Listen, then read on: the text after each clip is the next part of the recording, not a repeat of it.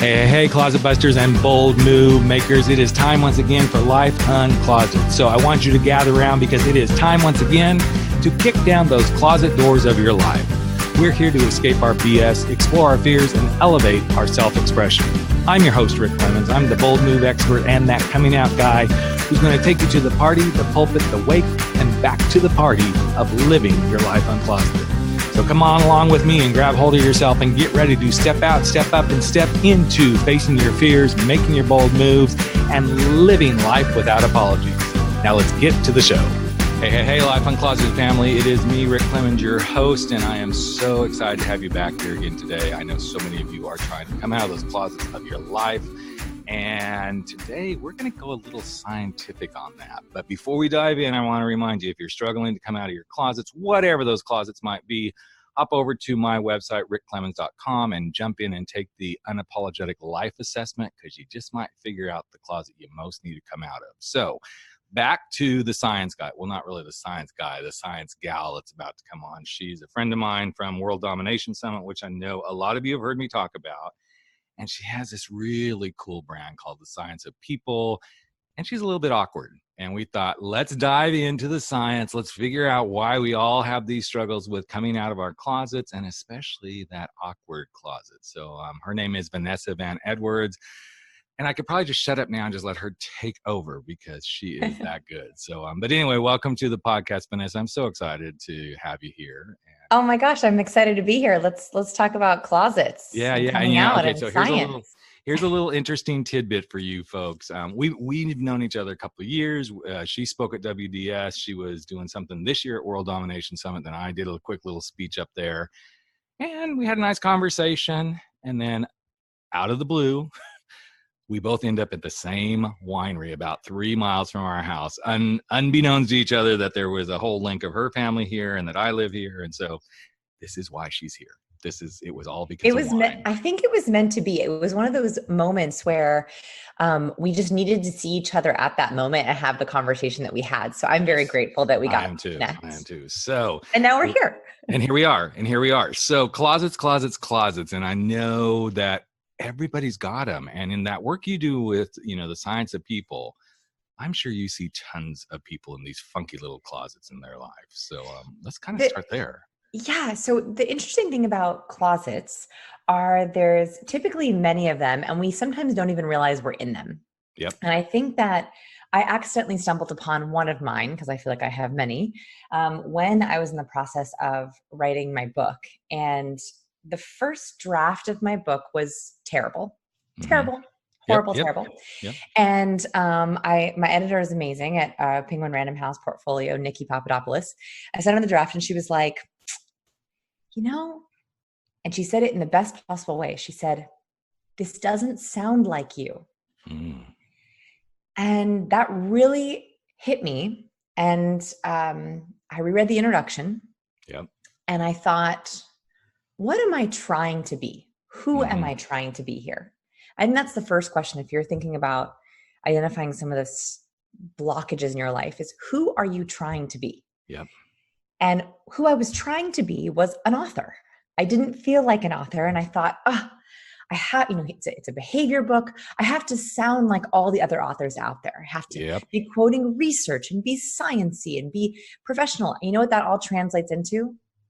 Sterile. A false sense of you and sterile. Absolutely. Totally not me.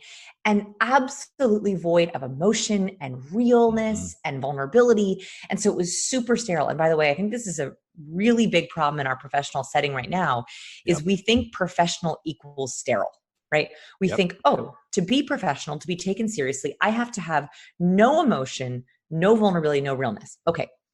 So I read it and I'm like, I'm trying to be professional, which is sounding sterile and therefore boring. And nothing is worse than a boring intro, because you're not going to get any readers. Everyone picks up a book, they read the first few pages, and that's it. So I thought the next question I asked myself, and by the way, sounds very streamlined, but it took days and days of weeping and journaling. Okay. So that it's streamlined for you the easy way, because I think I had to do it the hard way. The very second question that kind of came up for me was, okay, I'm trying to be an author. What am I afraid people are going to find out?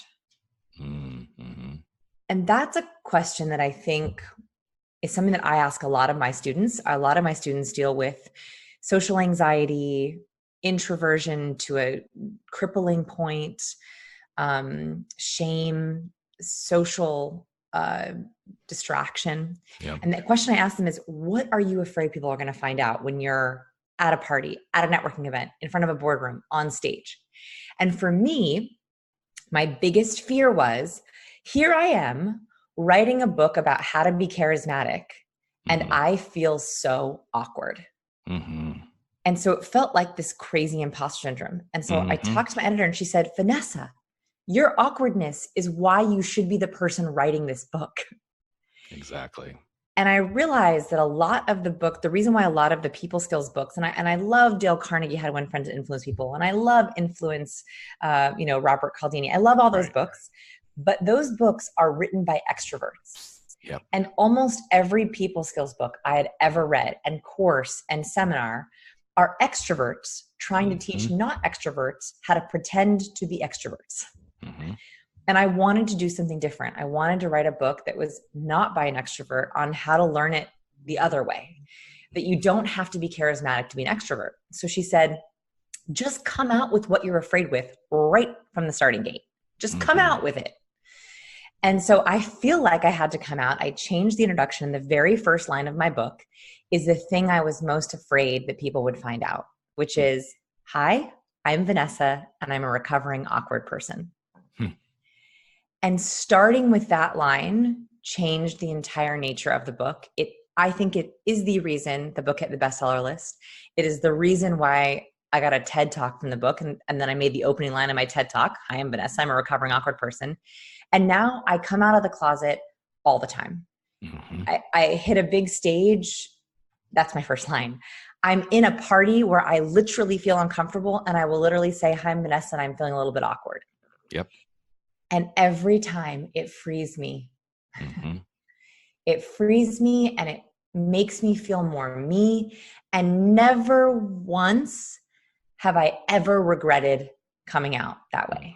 And it's so interesting that you say that, Vanessa, because this is what I talk about constantly with people who are literally coming out of the sexuality closet. You are going to feel awkward. You are going to feel like you're the only one. You are going to be trying to be somebody that you're not. And that is the reason you're wanting to come out of the closet. And that awkwardness is, in fact, one of my little sayings is, what's in your closet is what is going to help you come out of your closet. It's all that stuff that you already have. You already have what you need to do this. But you're putting that judgment, you're putting that, what are other people thinking? You're putting that, who am I supposed to be? And who am I supposed to be acting like? And what am I supposed to be showing? All of that stuff gets in the way instead of just, hey, I'm Rick, and I don't want to be like everybody else. I don't want to play the status quo game. I happen to be gay, whatever it is, and just putting it out there. And it's scary. I don't think Vanessa and I, or either one, can say it's not. No. And by the way, Rick and I, when we talked about this before, it's something that I think I didn't crystallize until we had spoken about it, which is when you come out, it's not a singular event. You are coming out all the time, over and over again. Absolutely. Whether that's with your sexuality, or whether that's with social anxiety, or that's with awkwardness, or whether that's with some deep, dark, hairy secret that you feel that you have. Yep. I constantly have to tell people that as a reminder of who I am. And so coming out is a daily act of courage. Yep. Every time you do it, you're getting stronger. And every time you do it, you should pat yourself on the back. Yep. And the thing that I have learned from all my work with people coming out of the sexuality closet and now doing it with people in lots of other ways is that first one is tough, but it gives you the strength to go do it again and again and again. Because it's almost like you got the secret sauce, so to speak, because you've done it once. Doesn't mean it's going to be easy each time, but I never stop coming out. And I'm talking about specifically my sexuality closet. But there's people I will meet and they'll be talking about stuff and I'll say, oh yeah, my husband and I did this. And I'm so subtle about it. It's not like, here, shove it in your face, but it's like, I just say it. And I'm always on that coming out, cliff. And you know what? It's addictive. I have to say, like there's big closets, right? Like Yep, sexuality. And there's also smaller closets. Like I would say that coming out as an awkward person is a smaller closet, right? Like that is not nearly as big. But every time you do it, it's quite addictive because it feels so good to be real. yes. It's horrible and it's scary and you get adrenaline and cortisol, but it also is like, I feel alive. I feel so awake and alive and myself and engaged. And so I also try to cultivate. I know there's a lot of bad, scary feelings that come along with it, but there's a little tiny bit of good in there, maybe even more good than bad. And that's what you want to be like, yes, that's what I want. That's why I'm doing this. So it's interesting as you're talking, a couple of things that cropped up. So, you and I had to talk about a book I'm working on or supposed to be working on that I haven't really, I've gotten someplace since you and I talked, but not far. But it was interesting because this awkwardness that you brought up, as you were talking, I wrote down, I'm a masculinity chaser. I've been chasing being masculine my whole life. And yet I don't need to do that. I don't have to come out and say that. But yet it's so interesting because when we say, okay, I'm a recovering awkward person, or I actually used to tell people I was a recovering heterosexual. And then I'm like, well, that doesn't really make sense. But, it's kind of an interesting picture to paint. But I think it's interesting when we start to see what it is that we're chasing or we think we're recovering from. And then we spin it around because as you were talking, I'm like, well, but what's scary about being awkward? But it is to you. It may not be to me. Right. But when we get those moments that we can own, hey, I'm Vanessa and I'm feeling really awkward, I think everything flips around. And also it requires a little bit of self-compassion and other compassion. Yes. And what I mean by this, as you mentioned, someone listening who's maybe very comfortable with themselves, very charismatic, they might be like, awkward, that's not a thing. Right. That's nothing compared to my closet. And so what I would say is, you can't judge other people for their nerves or anxiety around their closets because we all have our own perspective of what's hard for us. Absolutely. And so it requires self-compassion, saying, you know what, I'm feeling bad about this, and not shaming yourself. You should not shame yourself about, oh, just buck up, be courageous. Come on, you can do it. Follow Brene Brown. You got this. That's also self-shaming, but it's also thinking about whatever is hard for someone else is hard for their own reasons. And that kind of compassion muscle, we need more and more and more and more of. Yeah. And I know you come across this in your work, but it's so fascinating to me. In fact, I just did a call with a potential new client yesterday, and this person said things like, well, this is really stupid. And I know this sounds silly, and you probably never heard anything like this before. And I kept interrupting him and saying, okay, if you and I are going to do this work together, first, there is no such thing as this is stupid. There is no such thing as I've never heard of this before, because I want to interrupt that pattern. I'm like, if we're going to make this successful, wherever the direction is you're going, we're going to start putting a little bit of a stopgap in that self-talk stuff, because there's no compassion. And that's why most of us stay in our closet. Yes, there's external factors that keep us there, but we bought into those. And then once we adopt those, we just close that little closet door and there we sit. I have a challenge for people listening, actually. So if you're, I was just talking to my wonderful friend Nir Ayal, who's the author of the book Hooked and Indistractable. And he came up with this amazing phrase, which is, are you a blamer or are you a shamer? Meaning, in your self-talk, are you constantly shaming yourself, saying, that's stupid, that's dumb, you're being silly? Or are you a blamer? That person's horrible, that person's being silly, that person's being dumb. Because neither of those serve us. And so first think about, do you tend to blame, where it's never your fault, you never have accountability, and therefore you never change? Or do you tend to shame, which is, I'm horrible, I'm bad, and therefore you never change? And the way that the really big challenge here is, I challenge you to record out loud, open a voice memo or open your photo booth, record out loud what you're saying to yourself. The moment you begin to talk out loud, you realize how it sounds, whether that's blaming someone else or shaming yourself. it's a pretty horrifying experience and very enlightening. Yeah. Yeah. It's interesting that you brought that up. Can you say the name of that book again? Because I think this is something that everybody should read, is his book. So what was the name again? Yes. Indistractable: How to Control Your Attention and Choose Your Life.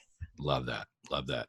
So it's interesting. I've never heard of, well, I think I have heard, and not the book, but him. And then as you're saying this, I'm like, well, that's interesting, because one of the things I say to my clients, I'm like, okay, here's 3 things you can do. You can either blame somebody else for where you are, you can shame yourself into it because of where you are, or you can own where you are. Mm-hmm. And you and I are going to help you own it. Mm-hmm. Yes, there's probably some blame, and yes, there's probably some justifiable shame.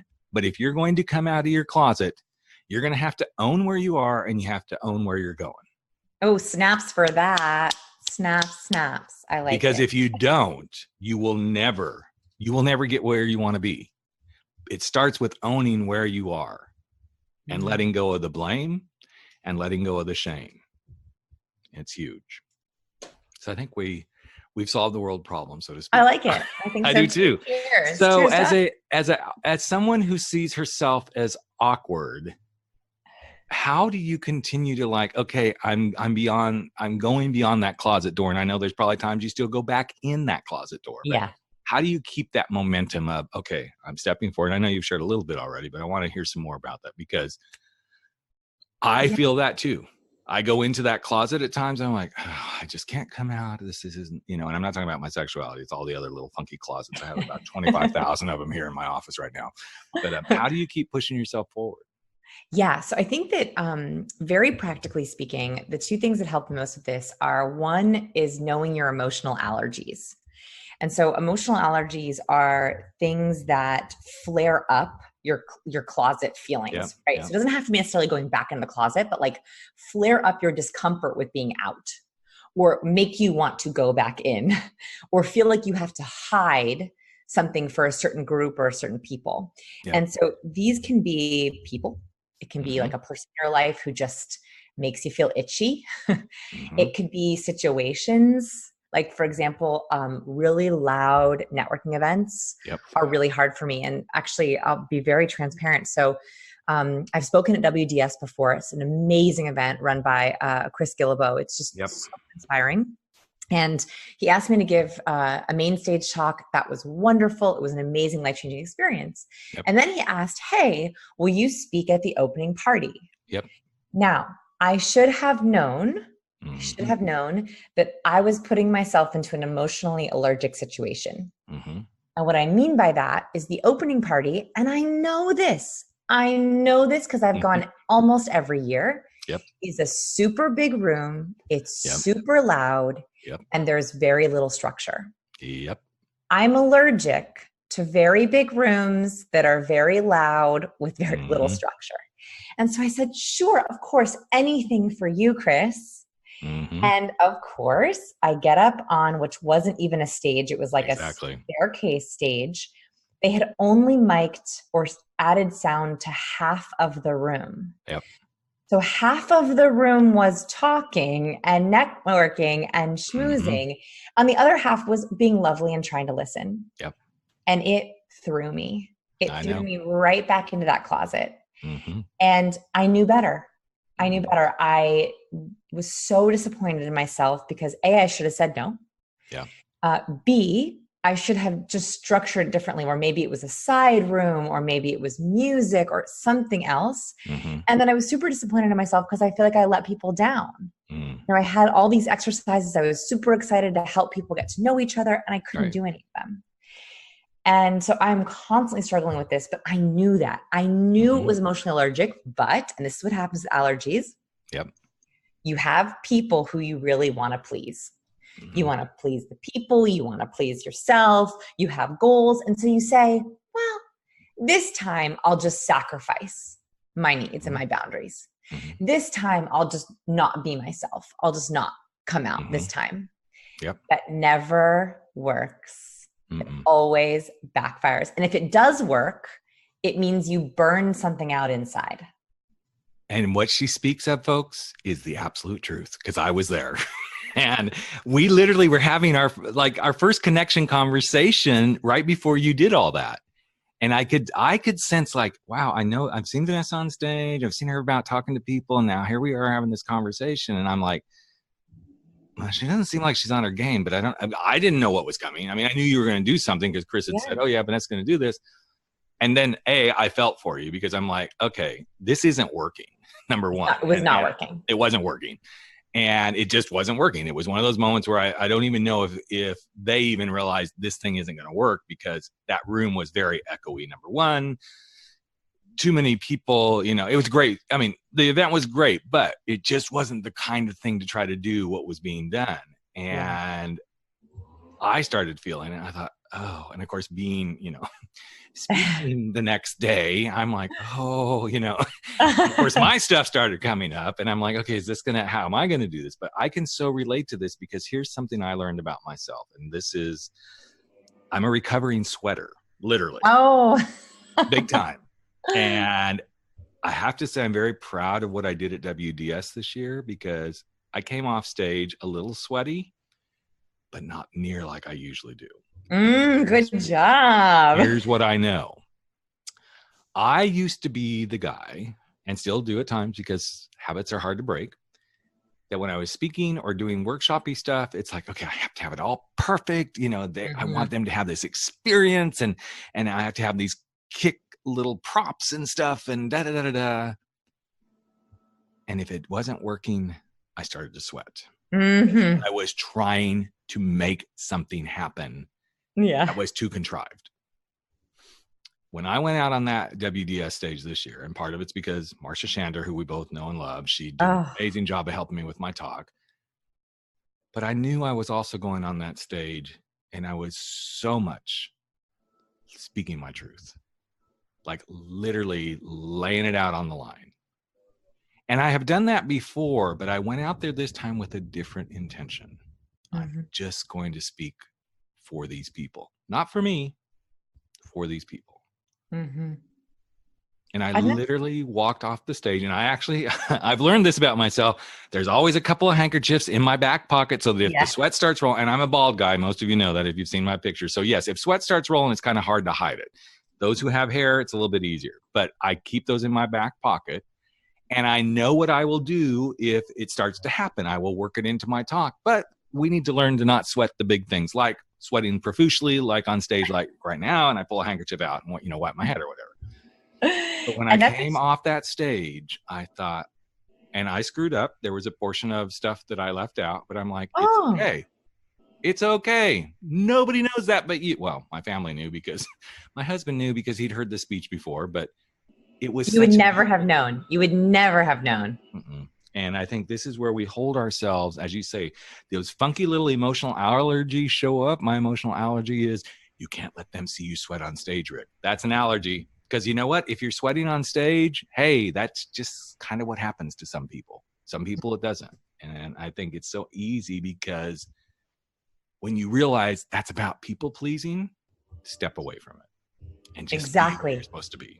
And you said something so important, which is that you were there for people listening. And I think that sometimes being mission focused is actually a really good driver, right? Like if you can't summon the internal courage, that's okay.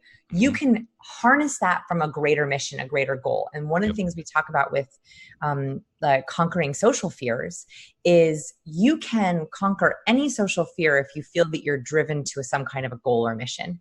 The quintessential example of this is Jackie Kennedy. Jackie Kennedy was known as an introvert, and she was put in a position where she just couldn't be. And if she was going to be an introvert, she would have missed an incredible opportunity to be influential and to change people's lives. And so she had to step into a more ambiverted, and I actually like the word ambivert as opposed to extrovert, ambiverted role to be able to make her goals come true. And so that is also something that you can keep focused on, is like, what is your greater mission? That can give you such courage. And even if you're not on a stage or delivering a workshop or whatever it is, I invite you to do what Vanessa was just talking about. Realize, and kind of what I said, you are there for whatever the reason is. You are there for you. You are there for your greater good.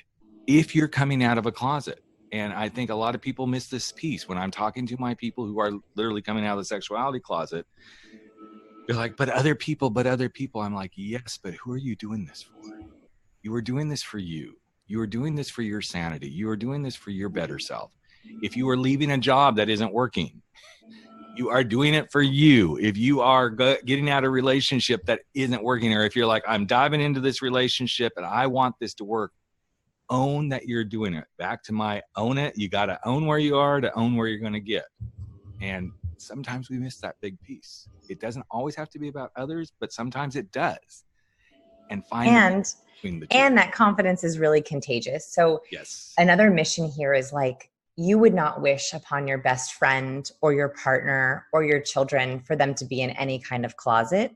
And so every time you're courageous, and not only you step out of the closet, but you own that, right? You own that you're out and that you're okay with it. That is inspiring in all kinds of hidden and secret ways to people in your life that you might not even realize. Yep. For example, I was giving a talk at a company retreat, a big company. And this company is known for being very technical. So it's a lot of engineers, yep. a lot of graphic designers, computer tech heavy folk. Yep. And at the end, I said, a question was asked. A gentleman stood up and he said, what should I do if I can tell that someone is really trying to be charismatic, but it's not working? Interesting. And I thought that was such an interesting question. And I said to him, I was like, applaud them, support them, be there for them. And everyone started clapping. And I said, how amazing would it be if someone is trying to be charismatic, they're trying to come out of their closet, they're trying to be confident, and they knew they had this really supportive group of people waiting to catch them when they do fail, because they will, and we do. Mm-hmm. And so I think that what we have to think about is we don't know who we're going to inspire with our own courage, and that's a greater mission that you can just kind of keep in your back pocket. Absolutely. As I spoke on stages throughout my college and university speaking circuit stuff, when I was doing that more frequently, I always would get the student, especially in the LGBTQ space. So let me kind of frame that. I would always come off stage and almost always at least one, if not 10 or 12 kids would come up to me and go, so I have a friend. And I knew where it was going. So I have a friend that I think is gay or lesbian or bi or whatever. And I just wish they would be themselves. And what can I do to help them come out of the closet? Mm-hmm. And I would say you applaud them for every little step they take that pushes them in that direction. Do not out them. Do not say, oh, are you gay or bi? What you can do, and here's how you do applause. You can say, oh, isn't that cool that marriage equality is being voted in? Or, oh, did you see that latest episode of, at the time it would have been Will and Grace or whatever. You make it comfortable to talk about this stuff without pointing the finger. And I think this is a parallel in any universe when somebody's coming out of something. You make it comfortable for that introvert to go, oh, I'm going to say something in a meeting. And you let them know after they did that, hey, I'm really glad you spoke up. If you see someone and... Okay, I'm a little gregarious, but I'm also an introvert myself. I know that may be surprising to some of you, but I can be very introverted at times. If you see someone working out at the gym, and I do this all the time because I'm a big guy and I've been bigger than I am. If I see someone working out at the gym that's a very big person, I just give them a nice smile. And sometimes I will even fist bump them and go, keep it up, because they need to hear these things. And we all need it. We all need to hear it. Yep. That's why I message Vanessa every day, like, keep raising that baby. You're doing good. No, we don't really do that, but yeah, we could go off on that one. Parenting closets. There's so many. So many. So, but yeah, I think this is the key to this, is realizing we do all have these closets, and it's something that I think if we would talk about them more, we would find out we're so much more, and I'm going to go very trite. We are so much more alike than different people. And I think that's part of this message, is your closet is very similar to my closet. My closet is very similar to Vanessa's. And Vanessa probably has really stylish stuff in her closet versus mine. But I know this for a fact because I've seen how she dresses, which is fabulous. But I think the more we normalize this, that our closets are so much more alike than they are different. And by the way, this is a really, like, not to veer too much into interpersonal skills, but one of the favorite conversation hacks that I learned, awkwardness in conversation has always been a big one for me. And I always wanted to find, like, what are the tricks and tips that I can do in conversation? And actually you hinted at one, which is very easy, which is I used to go into conversation feeling awkward because I felt like there was no goal, right? Like I would be like, hello, how are ya? What do you do? Yep. Where are you from? Like the same socially scripted conversation. And originally my goal was like, keep it scripted, right? Like stick to safe topics. And that is so boring. And it was so not memorable and so not charismatic. Yep. And then I thought, well, what if I shifted the goal to, I need to find 3 commonalities in this conversation. First, it immediately takes away awkwardness because you have a goal. Right? Anytime you don't have a goal, it's so much harder, or an intent or a purpose if you don't like the word goal. So I have an intent for every conversation tonight or at this party or at this holiday party or at this networking event. I am going to find 3 similarities with everyone I talk to. Second, it drives much more interesting questions. So instead of being like, how are ya? How's it going? Been busy? Very hard to find similarities in there. You can ask, what are you up to this weekend? Still safe, still comfortable, but maybe they'll be doing the same thing as you. Or have any big holiday plans? Who knows? Maybe they'll be doing the same thing as you. Or instead of been busy, you can say any working on anything exciting recently. Yep. All of those questions are still safe. They're still comfortable, but they give you they make your conversation. I can't even describe, like, how umami is like the 6th flavor of the palate. Right. It gives your conversation umami. Exactly. Like it gives conversation like this depth of feeling of like, oh, we're here for a reason. And this person is asking questions where they're actually searching and listening to the answers. And it completely adds depth to every interaction. So if that's helpful to anyone listening, it's totally 3 helpful. commonalities. That is so good, because I believe that in these coming out conversations, and it doesn't matter what you're doing or where you're at, but even in these coming out conversations, and I think Vanessa will like this, and I know she hasn't heard it because we never talked about this, but when a client comes to me, and we're going to go back to like the sexuality conversation, but I use this even with someone, and in fact, I'm using this with a guy right now who's a high up executive at one of the movie studios. And he really wants to leave this like very, very, very, very nicely paying, high salary, high prestige job to do something that matters. And he goes, I don't know how to talk to my wife about that. And I said, yes, you do. How did you talk to your wife about buying your first home? How did you talk to your wife about the 2 of you getting married? How did you talk to your wife about the 2 of you deciding to have children or buying a car? I said, these are tough conversations. They're also exciting conversations. You already have what you need to do these conversations, but we think we don't. Because we don't find, as Vanessa just said, we don't find the common ground. Mm-hmm. Mm-hmm. And the more you find the commonality in the conversation, the easier it will be for you to talk about the closet you want to come out of. And it was interesting, a couple of weeks ago, I was at a conference and I met Emily Fletcher, I love Emily. She's amazing. She is amazing. She's great about meditation and manifestation and mindset and mindfulness. And she was one of the first speakers at this conference. And of course, I'm probably more attuned to this than the average man because, okay, I hate to be trite and do the stereotype, but I'm a gay guy. So I notice outfits and clothes and style and all that sort of stuff. She came out in this really amazing outfit that was so succinct with her brand. And immediately when she came out, I'm like, I'm going to really be able to absorb what she's going to talk about, because it was kind of a flowing top. It was like nice billowy pants, but it was like muted colors that you would expect to see in like with an India print and everything. I'm like, I am already in the meditative state. So get through her talk. We go on break. I went out for a walk around the hotel property and came back, and she was standing outside. And of course, little Ricky, who used to be petrified of talking to somebody like that or being gaga or whatever, was like, oh, I really want to talk to her. And of course, little Ricky said, but you can't. You have to have the perfect thing to say. The new little Ricky walked right up to her and said, hey, Emily, it was really great to hear you talk. And I have to tell you, your outfit for me set the tone for me to immediately sink in, to absorb everything that you shared. And she looked at me and she goes, I've never had anybody say something like that to me. And I said, well, I'm just telling you, it was something that I noticed and it made me really like settle in. Not that I should have felt afraid. And then we had these great talks. We talked about her trip out and her kid. And by the end of the 2 days, it's like, hey, Rick, just let me know, when you want me to do something with you or have a conversation or whatever. I could have put her up on this huge pedestal, but I met her in a space where I just came at her like, hey, great outfit.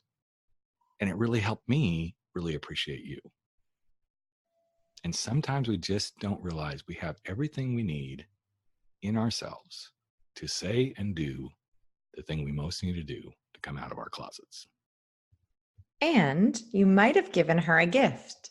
What if Emily was feeling nervous about her outfit choice? What if she was questioning it? What if she felt like the talk didn't go well? Exactly.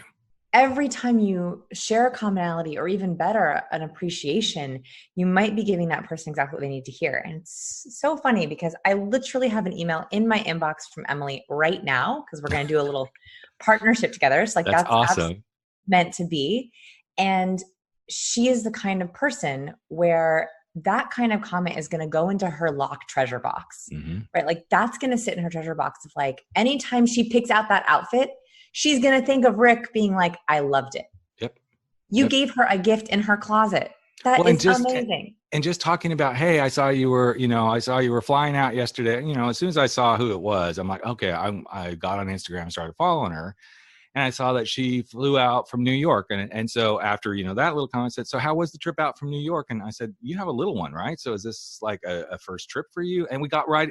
So there's so much that we can connect with people on if we just be people. Nothing else. Just be ourselves. People will love you for you. That's the truth. So, wow, this time went by really fast. That's a good thing. And there was so many beautiful things that Vanessa said, that she shared. If you want to know more about her, we can catch her at Science of People, all these different things. We're going to have everything linked up on the show page. Anything new coming out? You got any new books? Now we know there's something possibly going on with her and Emily Fletcher. So that's kind of like inside scoop. Cool to know. But anything else coming down the pipeline for you, my friend?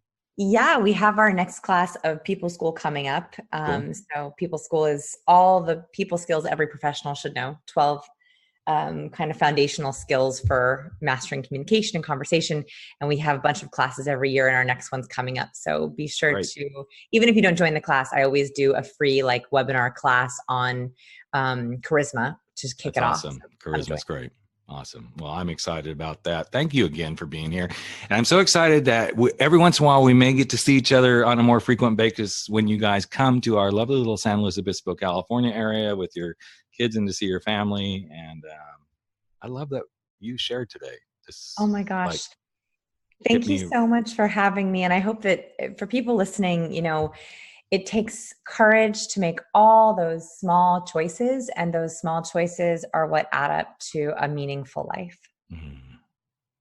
And we're going to just end it right there. So thanks everybody for listening. Again, never stop stepping out, stepping up, and stepping into coming out of your closet. No fears, no excuses, no apologies. Hey, Life Uncloseted family. Another episode of Life Uncloseted has come to an end, and it is time for all of us to sashay away and go face our fears, make those bold moves, and stand up to living our life without apology. But before you do, I've got a favor to ask of you. Would you hop over to iTunes or Spotify or Podbean or wherever it is that you're listening to this and just give us a little bit of love if you like what we're doing here at Life Uncloseted. Here's what it does. It helps other people find the show. It helps other people get to know what we're all about. and you just might help change a life. In fact, if you really want to change a life, we'd love it if you just ask a friend to take a listen and see what they think. So that's it. Love you all deeply. I'm Rick Clemens, the host of Life Uncloseted, and never stop stepping out, stepping up, and stepping into living your life uncloseted.